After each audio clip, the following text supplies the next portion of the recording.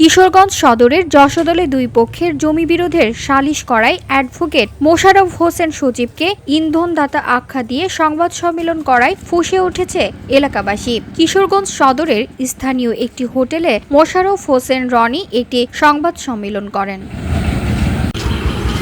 সালিশকারী advocate Mosharraf Hossain সবুজকে ইন্ধনদাতা বলায় তিনি বিষয়টি নিয়ে ক্ষোভ প্রকাশ করে বলেন, উল্লেখিত জমিটি ভিপি তালিকাভুক্ত হওয়ায় জমির মূল মালিক আব্দুল মোতালেবের পুত্র বাসির উদ্দিন গাংরা অবমুক্তির জন্য সরকারকে বিবাদী করে উপযুক্ত আদালতে মামলা করেন।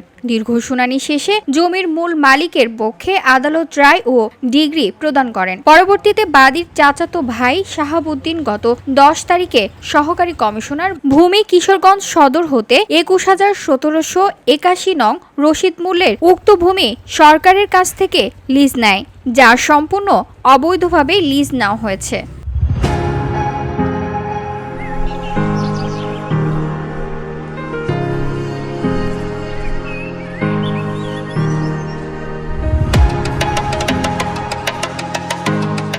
বিবাদবান সম্পত্তি নিয়ে দীর্ঘদিন যাবৎ মারামারি ও মামলা মোকদ্দমা চালিয়ে আসতে থাকা অবস্থায় এলাকায় শান্তি স্থাপনের উদ্দেশ্যে গ্রামবাসী একটি সালিশের আয়োজন করে।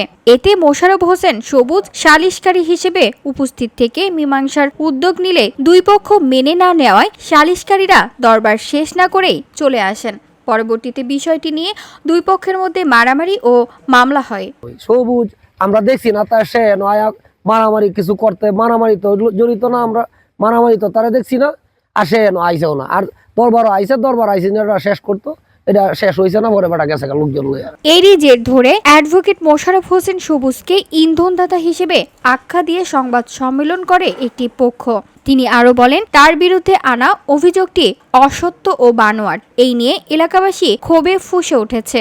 গতকালকে পৌরসভার একটা স্থানীয় হোটেলে যে আমার বিরুদ্ধে সংবাদ সম্মেলন করে আমাকে ইন্ধনদাতা হিসেবে যে সংবাদ প্রকাশিত হয়েছে, এটা আদুত্তা বানোয়াট ষড়যন্ত্রমূলক পূর্ব পরিকল্পিত। আমি এটার সাথে জড়িত নয় এবং আমি কোনোদিন এই ব্যাপারে জড়িত ছিলামও না। VOD Bangla news desk.